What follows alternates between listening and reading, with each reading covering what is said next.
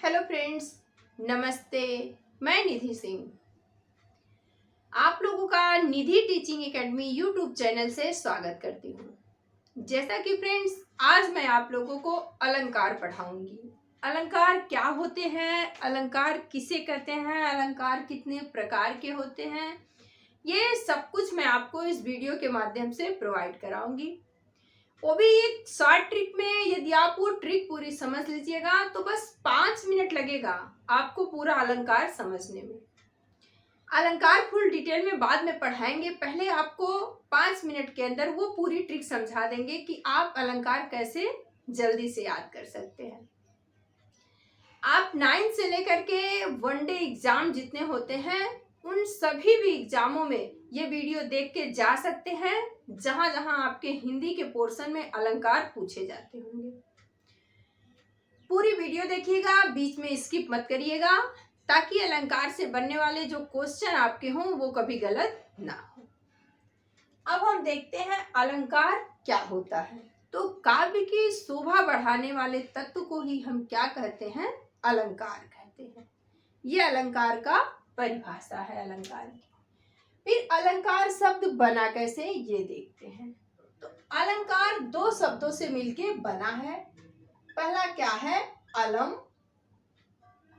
धन कार। अलम कार, ये मैं क्या हुआ, अनुस्वार में बदल के अलंकार बन गया। कोई आपसे पूछ ले अलंकार में कौन सी संधि है, तो अलंकार में व्यंजन संधि है, व्यंजन संधि है। फिर कोई पूछे अलंकार के कितने भेद हैं या अलंकार कितने प्रकार के हैं, तो फ्रेंड्स पहले आप ध्यान दीजिएगा कि वो क्या पूछ रहा है। यदि पूछता है अलंकार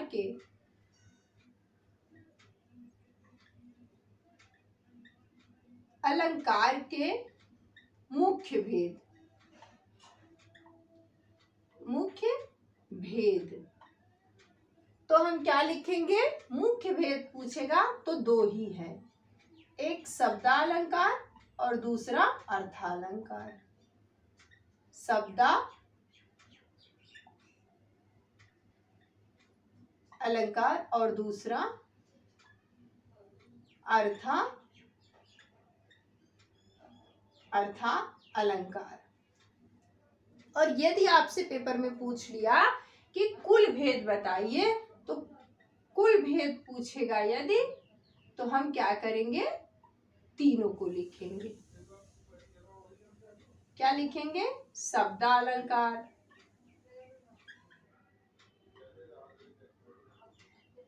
शब्दा, अर्था और उभया। उभया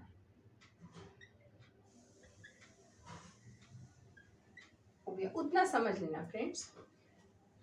तो अलंकार के कुल भेद 3 होते हैं, शब्दालंकार, अर्थालंकार और उभयालंकार। शब्दालंकार जो होता है वो शब्द के कारण जहाँ विशेषता बताई जाती है या काव्य की शोभा जहाँ बढ़ाई जाती है वो भी शब्द के कारण, तो उसे हम क्या कहते हैं, शब्दालंकार। और जहाँ अर्थ के कारण काव्य की शोभा बढ़ाई जाती है, सौंदर्यता बढ़ाई जाती है, उसे हम अर्थालंकार कहते हैं।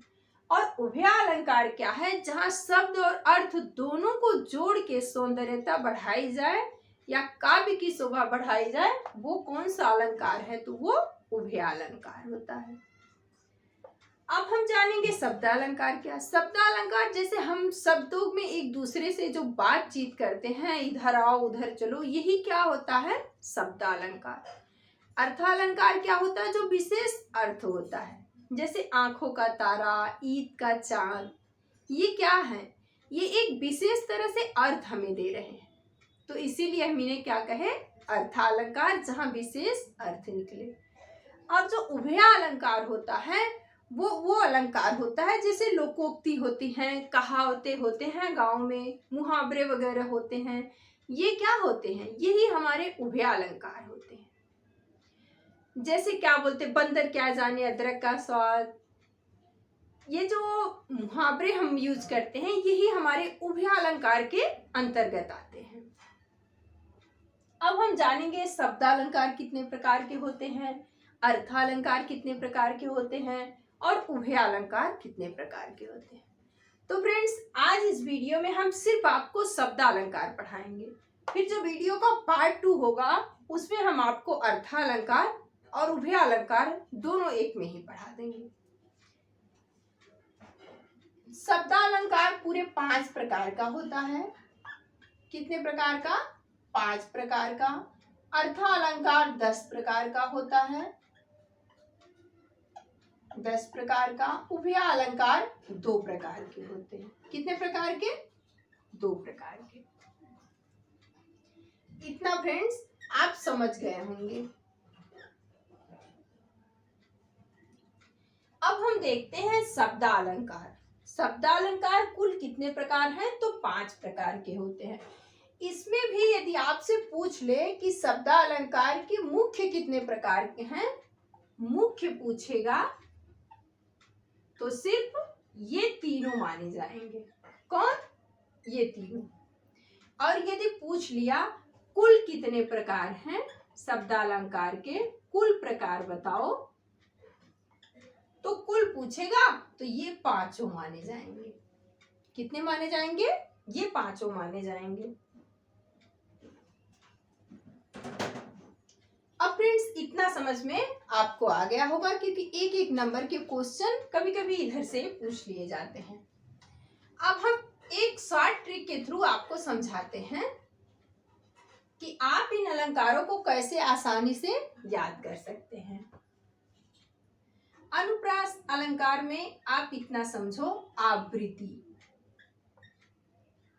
आवृत्ति जहां एक वर्ड की आवृत्ति 2 बार हो, 2 या 2 से अधिक बार होती है तो वो कौन सा अलंकार होता है? तो वो अनुप्रास अलंकार होता है। वर्ड समझते हैं ना, क, ख, ग, घ, अंग जो होते हैं यही वर्ड होते हैं हमारे। और फिर क्या है? यमक अलंकार को हम युग्मक या जोड़ा से समझते हैं। युग्मक या जोड़ा। इसमें क्या होता है? जो शब्द रहेगा वो सेम शब्द, सेम वर्ड 2 बार प्रयोग होंगे, लेकिन दोनों का जो अर्थ रहेगा फ्रेंड्स वो एकदम डिफरेंट रहेगा।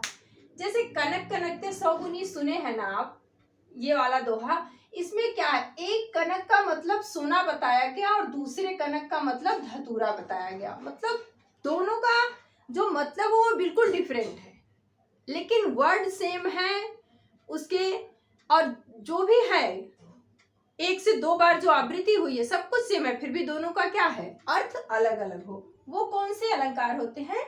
यमक अलंकार। फिर श्लेष क्या है? चिपकना। चिपकना एक वर्ड होगा लेकिन उसके जो अर्थ होंगे वो भिन्न होंगे, भिन्न भिन्न होंगे। तब एक ही शब्द की बार बार आवृत्ति होगी लेकिन जो उनके अर्थ होंगे वो हमेशा अलग अलग होंगे। इन्हें पुनरोक्ति कहिए या विप्सा कहिए। कहीं कहीं विप्सा लिखा रहता है और कहीं कहीं पुनरोक्ति लिखा रहता है। दोनों का अर्थ हमें एक ही समझना है। पुनरोक्ति मतलब एक वर्ड की आवृत्ति क्या हो? बार बार हो।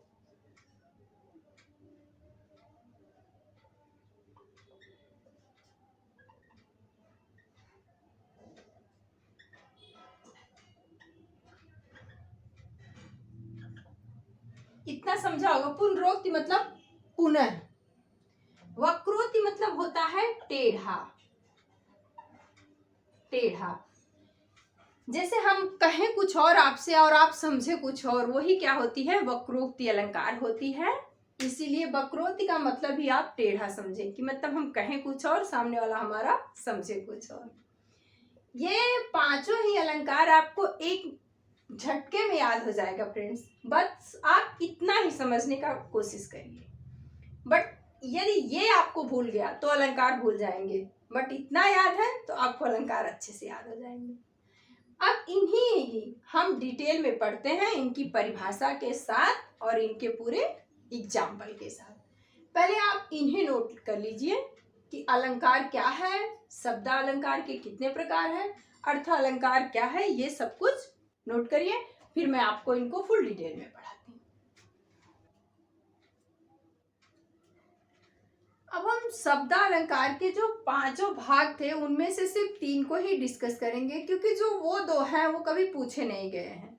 तो शब्द अलंकार के तीनों अनुप्रास अलंकार, यमक और श्लेष, इन तीनों के बारे में पढ़ेंगे।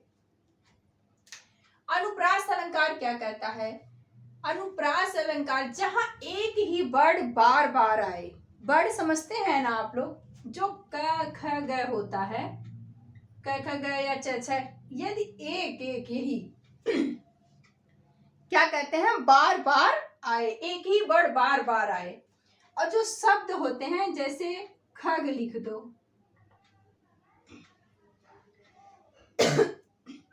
आगे कोई राम घर जाता है, जाता है। वर्ड, शब्द और वाक्य, इन पे ही आपके पूरे अलंकार टिके हैं। ये आपको अच्छे से मालूम होने चाहिए। यहाँ क्या लिखा है, एक ही वर्ड बार बार आए, तो कौन सा अलंकार होता है? अनुप्रास अलंकार होता है। जैसे देखो च कितनी बार अभी देखते हैं, चारु चंद्र की चंचल किरणें खेल रही जल थल में।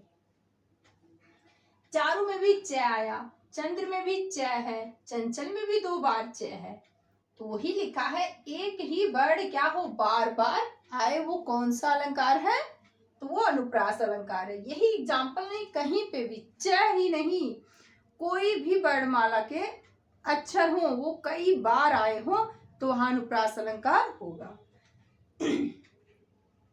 फिर है यमक अलंकार, एक ही शब्द, यहाँ क्या था, वर्ड, यहाँ क्या है, शब्द, एक ही शब्द एक से अधिक बार आए और अर्थ क्या हो, अनेक हो, वो कौन सा अलंकार है? तो वो यमक अलंकार होता है। जैसे एग्जाम्पल में देखते हैं, कनक कनकते 100 गुणी मादकता अधिकार। यहाँ एक कनक का मतलब क्या है, सोना है, और दूसरे कनक का मतलब क्या है, धतूरा है। क्या है, धतूरा, यही यहाँ लिखा है। एक कनक का मतलब सोना, एक कनक का मतलब धतूरा, वही परिभाषा में लिखा है। एक ही शब्द हो, एक से अधिक बार आए, लेकिन उनके अर्थ जो हो वो एकदम अलग हो। सोना और धतूरा का कुछ मेल है नहीं है। फिर दूसरा एग्जाम्पल देखते हैं,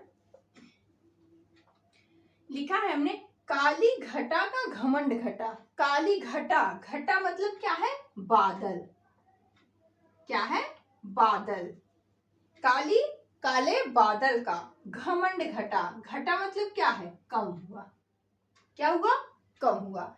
शब्द एक ही है, वर्ड भी शब्द में पूरे एक ही जैसे हैं, लेकिन दोनों का अर्थ क्या है, अलग अलग है। तो जहां भी आपको, यही नहीं एग्जाम्पल, अनदर जितने भी आप एग्जाम्पल देखें, यदि उनमें शब्द एक है और उनके अर्थ अलग अलग हैं तो यमक अलंकार होंगे। इन दोनों में नो डाउट होंगे। अब हम श्लेष अलंकार देखते हैं। एक शब्द की आवृत्ति भिन्न भिन्न बार हुई हो, जैसे देखो, रहीमन पानी राखिए, बिन पानी सब सून, पानी गए न उबरे मोती मानस चून। शब्द क्या है, पानी, क्या है, पानी, कितने बार यूज हुआ है, 1 2 3, 3 बार यूज हुआ है। वही यहाँ लिखा है, एक शब्द की आवृत्ति भिन्न भिन्न अर्थ प्रकट करे। यहाँ पानी का मतलब मनुष्य है, से है कि मनुष्य की विनम्रता कैसी होनी चाहिए, पानी के जैसी होनी चाहिए। यहाँ लिखा है बिन पानी सब सुन, बिना पानी के सब सुना है। यहाँ लिखा है पानी गए न उबरे मोती मानस चून। यहाँ जो पानी का मतलब है वो आभा से है कि मोती मानस चून से। तो सब शब्द एक ही है पानी, लेकिन अर्थ भिन्न भिन्न है। तो आज के लिए फ्रेंड्स इतना ही। नेक्स्ट वीडियो में मिलेंगे नेक्स्ट टॉपिक के साथ। यदि नए हैं तो मेरे चैनल को लाइक, शेयर और सब्सक्राइब करके रखें, ताकि इस तरह की कोई भी वीडियो हम अपलोड करें वो आप देख के अपनी नॉलेज बढ़ा सकें।